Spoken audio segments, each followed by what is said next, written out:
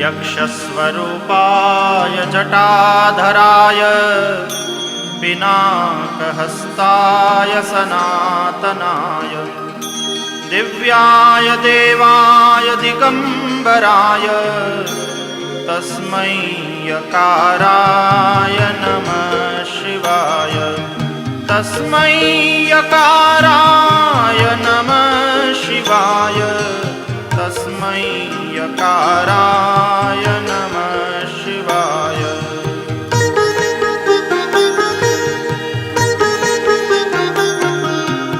पंचाक्षरमिदं पुण्यं यः पठेत् शिवसन्निधौ शिवलोकमवाप्नोति शिवेन सह मोदते।